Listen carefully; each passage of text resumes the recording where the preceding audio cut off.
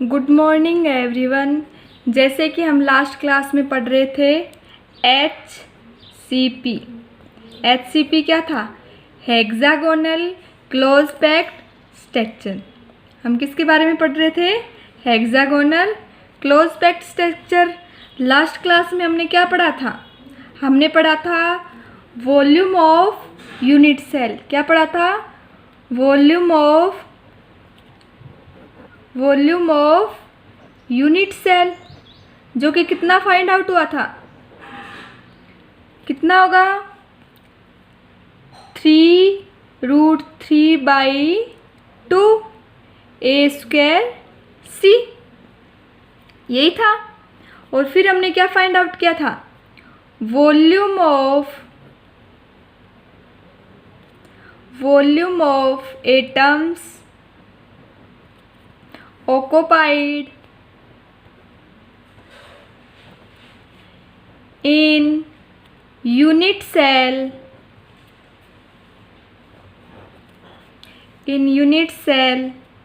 is equal to, कितना find out हुआ था? टोटल वॉल्यूम कितना फाइंड आउट हुआ था? पाई A³।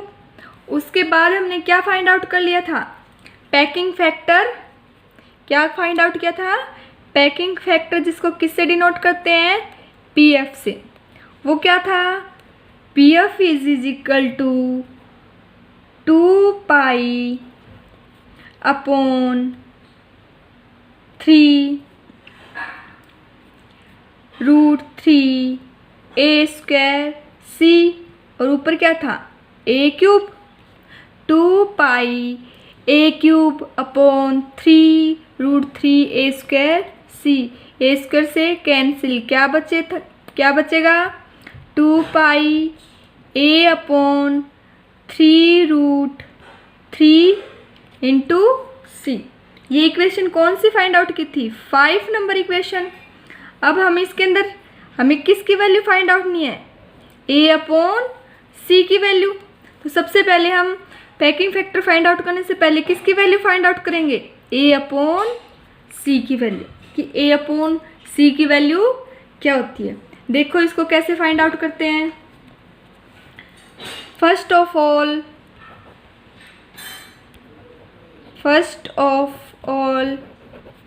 we can find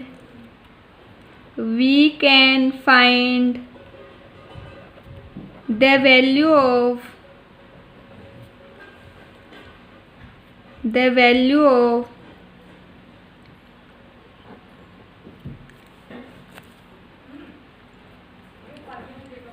of किसकी? C/A या फिर A/C। C/A की वैल्यू फाइंड आउट कर लो या फिर A/C की वैल्यू फाइंड आउट कर लो।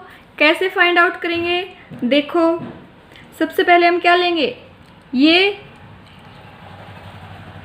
एक यूनिट सेल लेंगे हेक्सागोनल की, जैसा कि हम इसके बारे में पहले स्टडी कर चुके हैं। ठीक है। और ये इसके सेंटर में और ये कॉर्नर वाले एटम्स के सेंटर। ये हम पहले भी स्टडी कर चुके हैं। ये क्या है? इनके बीच में, एटम्स के बीच में गैप। अब हमें पता है इन गैप्स पे क्या प्रेजेंट होते हैं? अल्टरनेटिव फॉर्म में सेकेंड लेयर के एटम्स। मान लो यहाँ पे एक एटम्स है, यहाँ पे एक एटम है और एक एटम यहाँ पे है। ठीक है। अब हम इसका एक पार्ट लेते हैं। मान लो ये वाला पार्ट ले लिया हमने। ठीक है। इसको किससे डिनोट करेंगे? ये मान लो A है, ये B है और ये क्या है? C है। ठीक है। और ये जो पॉइंट है ये कहाँ प्रेजेंट होता है? मतलब ये एटम है सेकेंड लेयर का, ये कहाँ पे प्रेजेंट होता है? इसके गैप में। मान लो वो इस पॉइंट पे प्रेजेंट है। इसको मान लो अब क्या है? ये E है। ये पॉइंट क्या है? E पॉइंट है। ठीक है। अब देखो इसको अलग से बनाएंगे तो कैसा बनेगा? कुछ इस टाइप से बनेगा। ये ठीक है, ये ए हो गया, ये बी हो गया और ये क्या हो गया, सी हो गया। ठीक है, और ये अगर इस पॉइंट से हम इसके ऊपर परपेंडिकुलर डालेंगे, ये सब एक्सिस क्या है, इसकी एजेस क्या है, सेम है, पहले इसके बारे में हम स्टडी कर चुके हैं। तो इससे इसके ऊपर एक परपेंडिकुलर डालेंगे तो हमें क्या मिला था, दो इक्वल, जो कि 1:1 की, मतलब इसके दोनों के 20, ये मान लो क्या है, एफ है या फिर डी है, ये पॉइंट क्या है, डी है। तो ये ए डी क्या होगी, BC को दो इक्वल पार्ट में डिवाइड करेगी, तो इस ऊपर वाले पार्ट की वैल्यू क्या हो जाएगी, 1/2, और इसकी भी क्या होगी, सॉरी A/2, और इसकी भी क्या होगी, A/2। और इसकी वैल्यू हमने फाइंड आउट की थी, कितनी आई थी, AD की वैल्यू कितनी आई थी, AD की वैल्यू आई थी, फाइंड आउट की तब क्या आई, जैसे ये थी A और ये A/2, तो आई थी ये √3/2 इंटू ए। AD की वैल्यू आई थी √3/2 इंटू ए। वो आपको पता है कैसे फाइंड आउट की थी, इस ट्रायंगल से। कैसे होगा, मान लो ये ट्रायंगल ले लिया हमने ADC, तो इसके अंदर बाय पाइथागोरस थ्योरम क्या हो जाएगा, AC की स्क्वायर इज इक्वल टू क्या था, AD की स्क्वायर प्लस CD की स्क्वायर। ऐसे ही फाइंड आउट की थी। AC की वैल्यू हमें पता है कितनी है, A square is equal to AD की वैल्यू में फाइंड आउट करनी है, तो AD का AD स्क्वायर प्लस CD की वैल्यू कितनी है, A/2 की होल स्क्वायर। ठीक है, अब AD की वैल्यू फाइंड आउट करेंगे तो क्या आ जाएगा, ये इस साइड ले जाओ तो माइनस हो जाएगा, तो AD square is equal to A square minus A square by 4। इसको सोल्व करेंगे तो क्या आ जाएगा, 3A स्क्वायर बाई 4। ये क्या है, AD की स्क्वायर, तो AD क्या आ जाएगा, AD is equal to √3 into A/2, जो हम पहले काउंट कर चुके हैं। तो AD की वैल्यू कितनी आ जाएगी, √3/2 इंटू A, मतलब इसकी वैल्यू कितनी आ गई, √3/2 इंटू A आ गई। ठीक है, ये सब क्या है, A, B और C क्या है, फर्स्ट लेयर के एटम्स के सेंटर है। अब हमने एक पॉइंट लिया है E, यहाँ पे ये क्या है, मान लो ये पॉइंट क्या है, E। ये पॉइंट E किसको डिनोट करेगा, ये पॉइंट E सेकंड लेयर के एटम के सेंटर को डिनोट करेगा, क्योंकि सेकंड लेयर का एटम यहीं प्रेजेंट होगा। ठीक है, मान लो ये क्या है, सेकंड लेयर का एटम है F, क्या है, F से डिनोट कर रखा है, और वो कहाँ प्रेजेंट होगा, इस पॉइंट पे। ये मान लो ये क्या है, E पॉइंट है। ठीक है, अब हमें पता है दो फर्स्ट लेयर और एक इसी के बाद रिपीट होने वाली फिर सेकंड लेयर आती है, और फिर क्या होती है, फर्स्ट लेयर रिपीट होती है। तो दो फर्स्ट लेयर के बीच की जो गैप है या फिर साइज है इसकी, लेटिस की, यूनिट सेल की एज कितनी होगी, C ली थी हमने। तो सेकंड लेयर एकदम इसके सेंटर में प्रेजेंट होती है, या इस तो ये बीच के अंदर आती है एकदम, तो इसकी साइज कितनी हो जाएगी, C/2। तो ये क्या है, सेकंड लेयर का आइटम, ये क्या है, फर्स्ट लेयर के आइटम, तो इनका ये गैप क्या हो जाएगा, C/2। तो ये क्या आ जाएगा, C/2, मतलब FE कितना हो जाएगा, C/2। FE कितना हो जाएगा, FE, ये FE है, सेकंड लेयर का एटम्स जो कहाँ प्रेजेंट होता है, E, तो इन दोनों के बीच में गैप कितना आ जाएगा, C/2। ठीक है, अगर बाहर से हम किसी साइड के ऊपर परपेंडिकुलर डालते हैं तो उसको वो कितने पार्ट में डिवाइड करता है, 2:1 में। ठीक है, तो हमें साइज किसकी निकालनी है, AD की, तो AD की वैल्यू क्या हो जाएगी, सॉरी AE क्या हो जाएगा, 2/3 ऑफ AD। AD की लेंथ कितनी हो जाएगी? AD की लेंथ है √3/2 A। हमें वैल्यू किसकी निकालनी है? AE की। AE की वैल्यू क्या होती है? A इज कितना पार्ट है? 2/3 पार्ट है AD का, ठीक है। A is 2/3 part of AD, ठीक है। अब हमें AD की वैल्यू पता है कितनी होती है, तो AD की वैल्यू पुट कर देंगे। तो 2/3 AD की वैल्यू है इंटू √3/2 इंटू A। 2 से 2 कैंसिल, रूट से रूट कैंसिल, क्या बचेगा?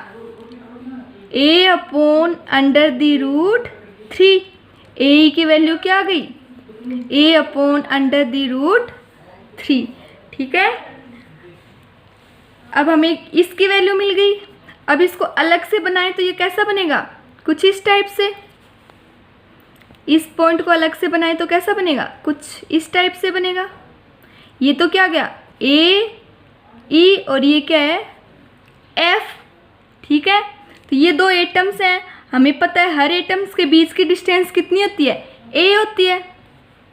तो इन दोनों एटम्स के सेंटर है ये सेकंड लेयर के एटम का सेंटर और ये फर्स्ट लेयर के एटम का सेंटर। तो इसके बीच का गैप भी कितना होगा? A ही होगा। लेटिस पैरामीटर की लेंथ से डिनोट करेंगे और ये हमने फाइंड आउट किया है AE। इसकी वैल्यू कितनी है? A/√3, ठीक है। और हमें पता है FE की वैल्यू कितनी है? C/2, ठीक है।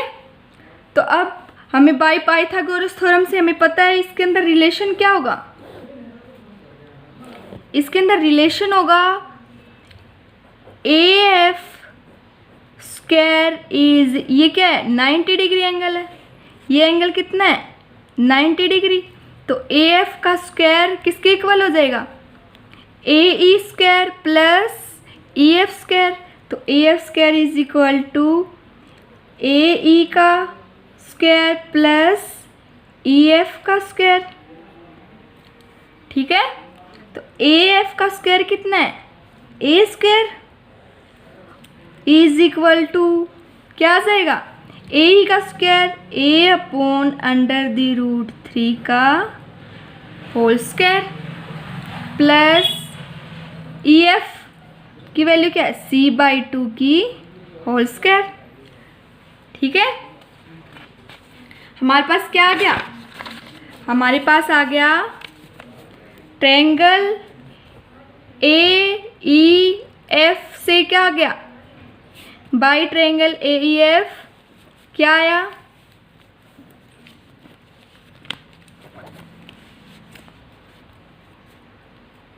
A का square is equal to A/√3 का होल स्क्वायर प्लस C/2 की होल स्क्वायर।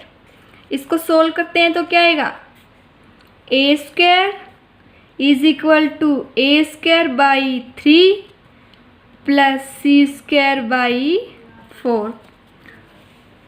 A स्क्वायर है, एक साइड ले जाओ लेफ्ट, ये राइट साइड से लेफ्ट साइड में ले जाओगे तो क्या आ जाएगा? A² minus A²/3 is equal to C²/4। इसको सोल्व करेंगे तो क्या आएगा? 2A²/3 is equal to C²/4, ठीक है। अब ये यहाँ से क्या है? ये इसके अपॉन में क्रॉस मल्टीप्लिकेशन कर दो, क्या आ जाएगा? 8A² is equal to 3C², यही आया। अब हमें किसकी वैल्यू फाइंड आउट करनी है? A/C या फिर C/A। तो A/C की वैल्यू फाइंड आउट करेंगे तो क्या आ जाएगा? A/C, या फिर ये C को इसके अपॉन में ले जाओ और 8 को इसके अपॉन में ले जाओ तो क्या आ जाएगा? A²/C² इज इक्वल टू 3/8, ठीक है। इसको सोल्व करेंगे, ये क्या है? A/C लिख सकते हैं इसको ऐसे का पूरे का whole square is equal to 3/8। अब हम क्या लेंगे, इसका दोनों तरफ से स्क्वायर रूट ले लेंगे। रूट लेंगे तो क्या आएगा, स्क्वायर का रूट लेंगे तो क्या बचेगा, स्क्वायर हट जाएगा, a/c बचेगा, इज इक्वल टू कितना आ जाएगा, अंडर द रूट 3/8। ये किसकी वैल्यू आ गई, a/c,